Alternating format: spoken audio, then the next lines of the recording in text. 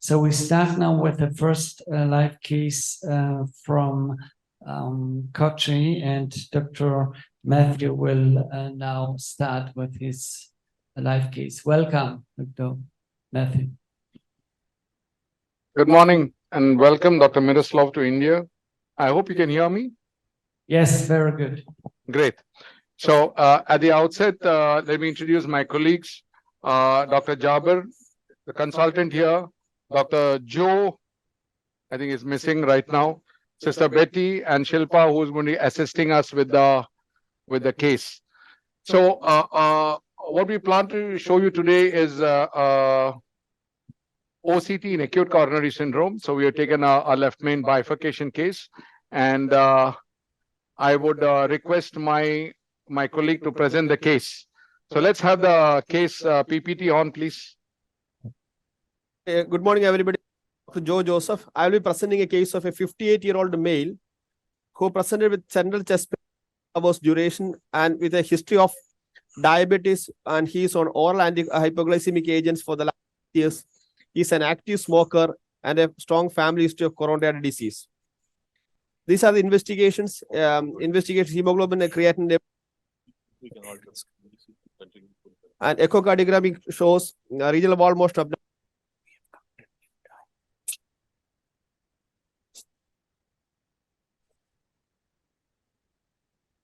left main disease, the left main around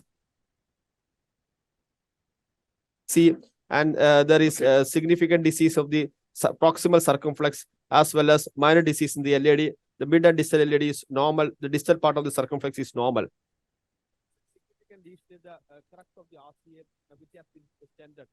So we are planning for a OCT guided imaging guided PC of the left main. This is our strategy: OCT imaging guidance for left main bifurcation, and regarding decisions regarding the side branch based on the imaging. Over to you, Dr. Rony, for the discussion regarding the case.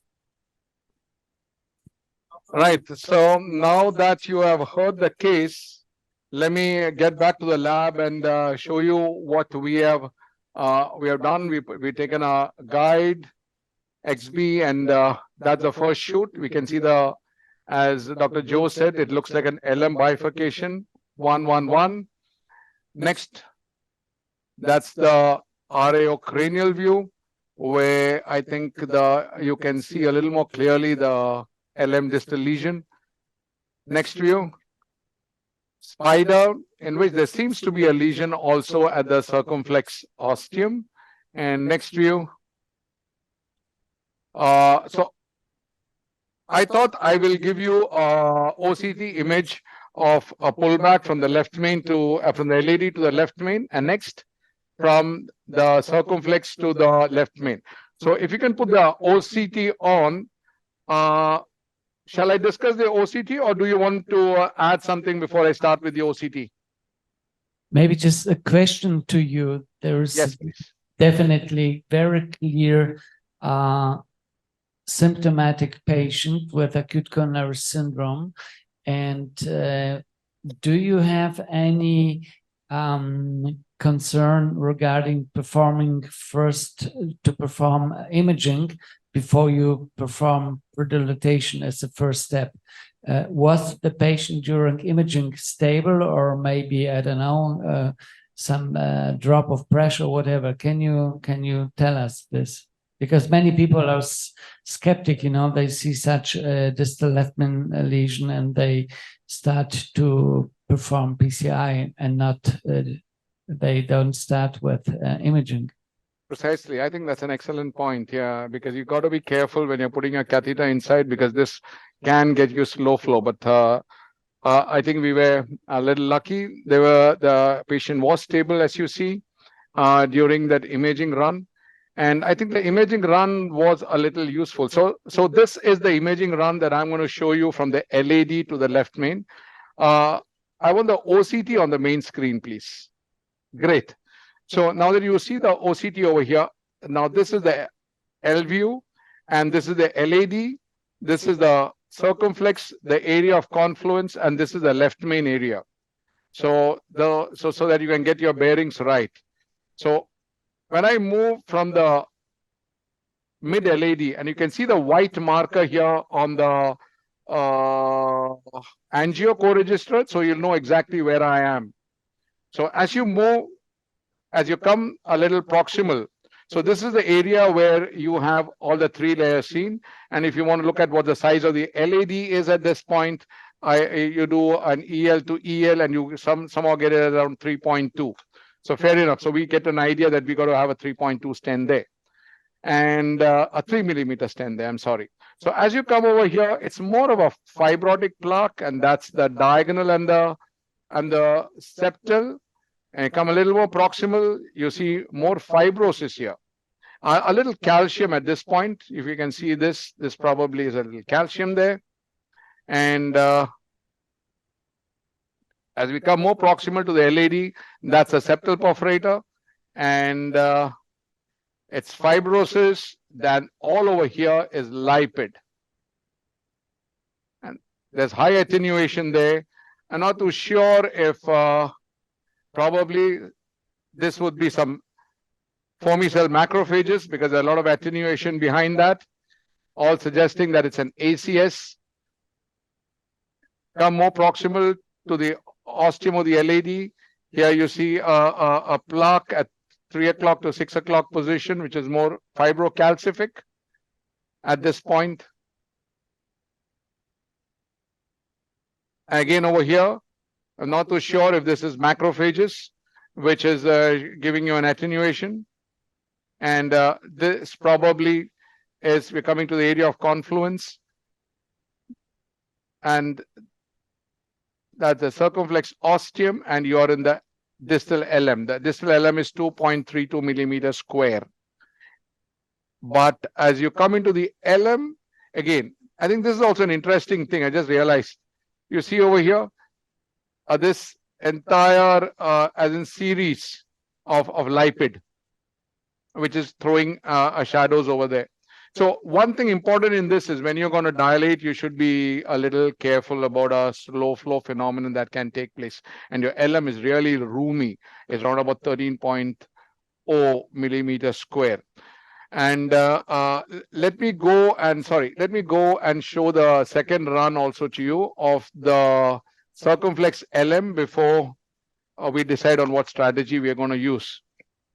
So our circumflex, we were also wondering whether the lesion in the circumflex here was significant. So now this is again distal circumflex. If you look at the sizing of the distal circumflex, again, we can do the same thing by looking at the EL to EL, which can be seen at this point. So if I take the EL to EL right over here, it's around 3.2, so probably I'll take a 3 stent over there. Also, in case I have to stent it. And as you come proximal over here, that's the first lesion, which is absolutely a fibrotic lesion. And the minimal luminal area is 1.55 millimeters square here. You can see that. And you can see it exactly at this point in the circumflex. You come a little more proximal, it's all fibrotic, lipidic. That's the large obtuse marginal. And again over here at the proximal circumflex, you've got again a tight fibrotic lesion, 1.5 millimeters square. And then the ostium per se is around 3.1 millimeters square before you come to the LAD. And that's the left main, which is tight. So Dr. Miroslav, what would you think? What should be the strategy that we should apply? That was a very good demonstration of interpretation and a really thoughtful planning. So firstly, congratulations on showing us some really pretty images.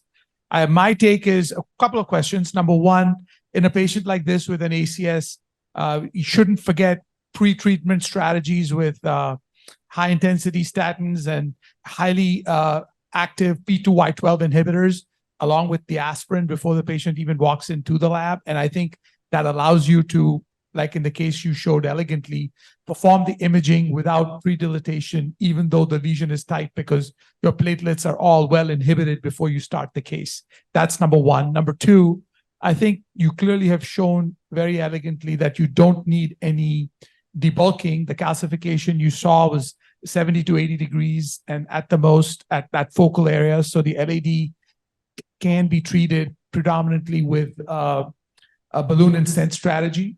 And as far as the circumflex, you also showed elegantly that there is a lesion distal to the ostium. So I think if I were to be thinking upfront, I think we're looking at a 2-stent strategy, whether it's a DK crush or a mini crush. I think that'll defer that to you, but I don't think this case can be done without at least planning upfront for a 2-stent. Thank you.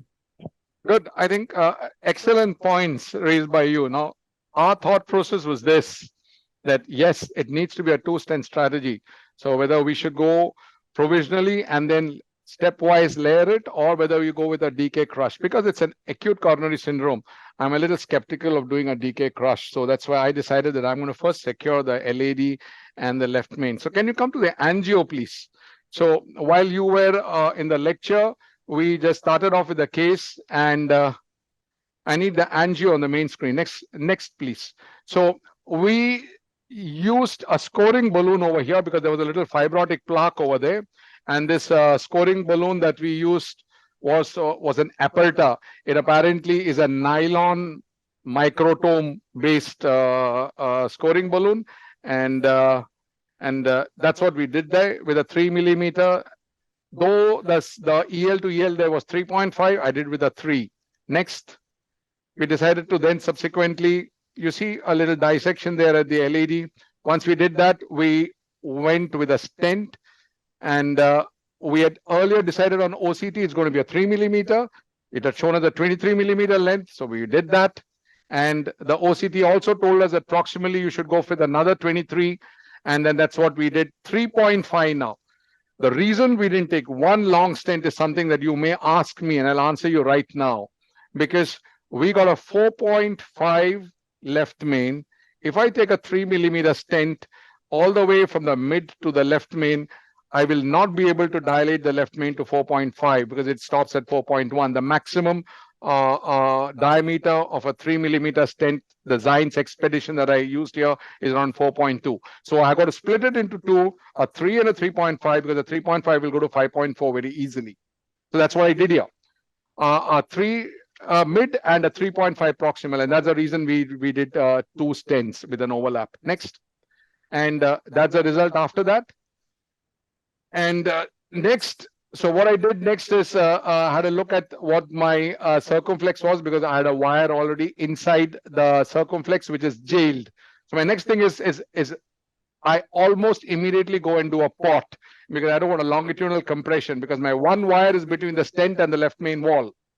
So I did a pot. So here, this is a pot balloon that I used. You know, again, it's a pretty interesting balloon, the Brosmed pot balloon, because this does not have a shoulder.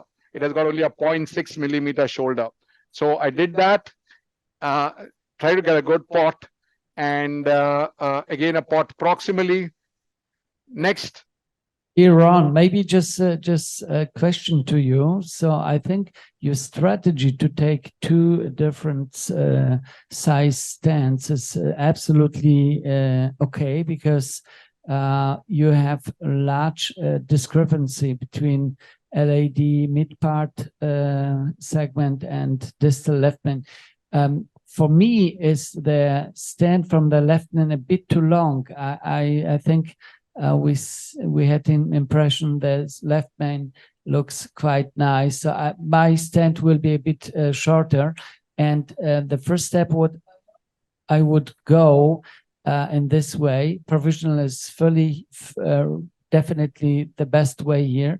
I would perform dot distal optimization, then pot, then recrossing to the circ, to the distal strat, kissing, maybe kissing with drug-coated balloon, and then take a look. If the result will be fine, then we will be ready, and we can check the result, of course, again in OCT. Okay, that point is good, because that is something that we've been thinking, that we've been trying to practice over here. So anyway, so let's show me the next one. So what I did is, this is how I did try to do a distal cross here. You know, spider view, go there, it just flops inside, and maybe a distal cross, but then you got to. I always confirm with an OCT. Next view, So you now see, yes, if you can freeze that, go back and freeze that. You can see a millimeter separation between your wire that is jailed and this wire that has gone inside. So we do not have imaging. This is one way to know that you have done a distal cross. So at this point, I did an OCT. Now, can you go back to the OCT again? So I'm going to run this OCT. So this is the L view here. You see the stent here in the LAD. You got the one stent over here. This is the overlap of the stent. And here you got the proximal stent going all the way into the left main. So I'm just going to run this quickly, and so that I can show you that, you know, we have decent expansion, no significant malapposition. All that seems to be good over here. But the point of this run was for me to see if I've done a distal cross, because I think that's a very important part. And, you know, there are a lot of skeptics that actually say that you can't make out a distal cross. So this is the left main area over here. You see again over here with the pot, we are quite good. There's really no malapposition there. And as I come proximally, no malapposition, and luckily no proximal dissection either. So the point that we want to see, what is the cross? So I come over here to the where the bifurcation point is. And if you look at this, I want you to see here, this is where your circumflex and your LAD start. There are two ways to do that. When you come proximally there, now that's the circumflex starting, and you can see a strut over there, right? Then you come more proximally, and then you see space, and then you see the wire coming. So this looks like a proximal cross. But anyway, look at the 3D bifurcation view in that. And what I realized is what you saw as the struts here were these struts over here. So you actually, because the stents open, it's an open cell design of the Zions expedition, you've got a nice large cell across the circumflex ostium. And, you know, we really don't need a proximal or a distal cross. This has crossed a proximal cross. So I think the cross is phenomenally good, and I hope you can appreciate that. So now you can very conveniently go and do a KISS or whatever is your strategy. But there's a point that I wanted to also highlight over here was that, you know, when I was looking at this left main, you see the left main proximally is around 14.5. But the left main, when it comes towards the circumflex, is around 7.2 millimeters square only. So you really need to expand the left main at the distal part. So at this point of time, I think we should be going for a KISS. At least I think a KISS. Let's do a KISS first. So I think we will, based on this, we will use a 3.5 at the left main to LAD, and Jabir at the circumflex. I think we'll put a 3. You want a 3, yeah. I would also agree that I think you want a 3 over there, and we should go with a 3 at that point and do that. That's a 3 point. This is a 3.5 in LAD and a 3 in circumflex. Yes, Dr. Miroslav, anything else to add in this? So we thought we'll do a KISS, and let me try and tell you, because there is a lesion in the circumflex which is 1.3 millimeters square in the circumflex. Don't you think we should be stenting that and that circumflex? I personally believe first perform final kissing, and then take a look with OCT. If we have improvement of area, then you could, even if you are not sure, you could go with FFR measurement, and you will probably achieve normal FFR value for circ. So then it will be, if you don't have flow limiting dissection, then you can leave it. The data which we have from ABC main study is suggesting you can treat in majority of cases distal left main situation with only one stent. And this is what we recommend in our German high volume center.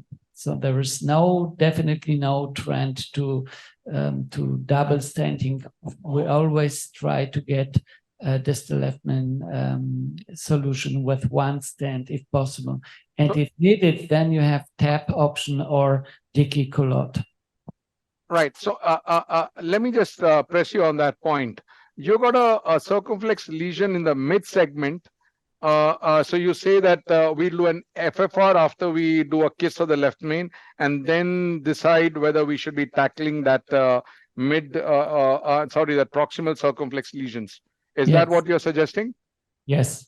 Great. So then I think what we'll do is the moment Jaber, you finish that kiss, can you get the IFR wire so that All right. I will Okay, then show good. him the. 2, We'll do the 4, 6, IFR also 8, and 10, try and see. 12. So you're doing a kiss with 3.5 and a the 3, and you've gone to 12 atmospheres. Yeah. Great. So Ron, let me be an antagonist to that view, and I'm actually in your camp. And originally, what you thought of actually stenting it, because with such elegant image-guided optimization and treatment of the bifurcation with 2 drug-eluting stents, I don't think your TLR, TVR, acute MACE rates are going to be any different. And I think you have to take into consideration that even though the European Bifurcation Club guidelines suggest what they suggest, follow up. This lady is how old? Like 55-year-old man. And yes, 56 long main. term, he's going to have, I think, just as good result, a more predictable outcome with 2 drug-eluting stents done competently with image guidance like you've shown. Right. So what do you want now? Do you want me to do get me an OCT? Let me do an OCT and try and show just how elegantly or non-elegantly Jaber has done the kiss. But I would like to comment your statement. So I personally believe this is a diabetic patient. First of all, don't forget this. We know if you treat distal left main with 2-stent strategy, the main problem occurring in the future is the restenosis in ostium of LCX. And I can show you many, many cases performed with perfect result, confirmed in imaging. Perfect over perfect. And the patient will come after 2 or 3 months with osteal LC restenosis. Right. Shall we put just get me OCT online, please? And then we have much more problems, you know. I think just get me OCT online. We should always try to avoid second stent in L6 ostium if acceptable. And I can show you just as many cases with FOBA and drug-eluting without a single provisional stent. Because I think surgery, just because somebody comes back with restenosis at the ostium of the circumflex, which probably will occur in about 10 to 20% of cases, doesn't necessarily take a good surgical option off the table. If I agree, PCI with an ostium of the circumflex is way more challenging. For sure. You have a previous stent there, but there are other treatments that are similarly long-lasting. This gentleman or this patient is going to develop de novo disease, not just in the ostium of the circumflex. Being a smoker with diabetes, his disease is going to be more widespread. There is probable disease downstream in the LAD. There's probable disease that will develop further in the circumflex. So I think if he develops multivessel disease down the future in a non-ACS setting, in stable situation, a bypass is not an unreasonable option. Not every restenosis has to be treated with PCI. Good. So let me show you the OCD now. Now, this is the left main proximal 15.2. The left main distal, happy to say that it has increased from 7 to 12 after the kiss. And at 11 o'clock, you find the circumflex, which is pretty open. And the LAD proximal is also 11.4. And let me give you the 3D bifurcation view in case we can see that. So the distal LM with a kiss, I've taken it to 12. And I think there is no strut across the circumflex, as you can see, though there's a shadow, the wire there, obstructing a better view. But at this point, I think we have handled the left main properly. The left main has gone on to a size of 11, and I'm satisfied with the LM. But I think I would also differ with Dr. Miroslav, because I think that circumflex needs to be treated. Though we have handled the ostium well, I think the circumflex needs to be treated. Now, I promise to also give you an IFR of the circumflex. So if you can give me an IFR wire, I'll quickly in 2 minutes give you an IFR, and then you can tell me what we should be doing. Because the IFR is significant. I think there's no doubt we got to go do a T or a tap. Okay. Ronnie, Yes. what's your take about the mini crush right from the starting of your strategy plan? I think mini crush is a very good technique. The only thing is, I somehow, I don't know, maybe we are a little biased towards DK crush after the DK crush trial. So these days, in case I have to do a crush, I generally go with a DK crush. See, because mini crush is a upfront two-strength strategy. It's not a provisional layered approach. So I would fully agree that mini crush is a very good technique, and I think there's nothing wrong in that. But it's just that we started using the DK crush when we have to go with upfront two strategy, especially when it's in the left main, because the circumflex in the left main is pretty big. Any comments from? So, Other Ronnie, this is Dr. Chandra. So, this is an imaging session, and the title was Imaging in ACS. So, I'm very glad that you are showing an ACS case in left main and imaging. So that shatters the two myths, basically, that we don't do imaging, or it's difficult to do imaging in ACS, because not many people are comfortable doing imaging in ACS. Second myth, which you have shattered very nicely, is that OCT in left main. People say that intravascular ultrasound is better for left main, but only for ostial lesions. You are very characteristically showing that OCT is very valuable in left main, especially the bifurcation, distal left main. Now, I want to ask, what was the etiology of ACS in your case according to the OCT? There are only three etiologies: erosion, rupture, and calcified nodule. So what was the etiology in your case? Search me. I will tell you what, I'll show you the images, but I have no idea to tell you what was the etiology in this particular case. See, primarily you have got either an intact fibrous cap or a ruptured fibrous cap. In this case, we can definitely say that we did not have a ruptured fibrous cap. So then the question is that whether it is an intact fibrous cap and whether it was an erosion at the left main. And maybe that, you know, you give ticagrelor and you give heparin and things like that, and you know, the thrombus went off, and now we're not able to see that. But of course, we cannot see as intima that is ruptured anyway.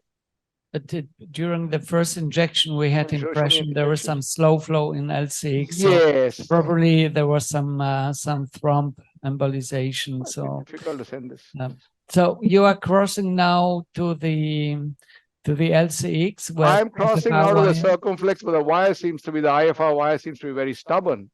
So okay, I would suggest you do this now in background, and maybe we could go to normalize. We will normalize, and we will go inside, and then we will show it to you in 2 minutes, so that you know we can finish this off. Switch can you to show the FFR, please? Okay, so you so Ronnie, don't need to rush. Take your time, get the measurements. We have to rush to Hyderabad. They're waiting for us there as well. So get all the information, put it on Fluorostore, and we'll be back. Yeah, perfect. So we go now to Dr. Kumar in Hyderabad. Can we switch off? Are you with me? Yes, welcome back. Good. So I think Dr. Miroslav, I think you are right. We did the IFR, and that's the IFR on your screen if you see that. 0.94. That's the IFR across the circumflex. Because we were a little skeptical, we did a pullback, and that's a pullback that you see. You see just two bumps. The first bump is the distal lesion, and the second bump is the proximal lesion. So, and I co-registered that, so I'll show you the co-registration also. And I think the co-registration shows very clearly. Okay, you'll just get the co-registration there. So you see, there's just O1 there, that means O2 there, and you know, probably another 3 dots there at the proximal path. So I think the IFR is insignificant. So can you go back to the main screen? So we listened to you, and we went ahead with the pot. Can you scene minus? Yeah, we went to the final pot because we had done the kiss. So we did the final pot, and now go to the OCT. So we go to the OCT. So we did the last OCT run, and I'm going to just show you the OCT run before we sign off from you. So that's the OCT run in the LAD. The stent is very good, and pull it. That is coming. This is the area of confluence. You can see the circumflex ostium here, no strut across the left main, and the left main stent is very good. Couple of points. The proximal LM is 15.6. The distal LM that was 7 became 12 after a kiss, and now it has become 13 after the final pot. And I'll just show you the 3D bifurcation view also there. And if you look at the 3D bifurcation view, we have got a circumflex ostium that's pretty good. Are we good, Dr. Miroslav? I think, Dr. Mathew, it was perfect presentation to show how to manage complex distal left main stenosis with imaging. I think at the moment this patient is very stable. You manage very nicely, perfectly left main and LAD lesion. The circ is, of course, diseased, but there is, according to the hemodynamic situation, no significant lesion. Maybe in the future, but now it's really time to take high dose of statins, you know, to modify diabetes, etc. And then maybe in the future there will be need to treat this circ stenosis. But you have now excellent access, Dr. Mathew. We see now in the OCT image that in the future will be definitely no problem to come to the circ, even with long stent if needed. This is perfect lesion preparation for the future. Thank you so much. Ronnie, so before I one more sign off- comments. Ronnie, Yeah. one more comments. Maybe down the line after 6 months, you need a re-angiogram to re-evaluate the circumflex. Yes. Yeah, so before I sign off, I must thank Dr. Srinivas and TCT India for giving us the opportunity. Thank you, my colleagues, Dr. Jaber, Mr. Betty, Joe, Shilpa, we got Wilson, we got Anu. On behalf of everyone at Lisie Heart Institute, thank you very much for being with us. Okay. And I hope you Thank you. enjoyed it Thank you as so much as much. we enjoyed. And see you soon. Thank you. Thank you.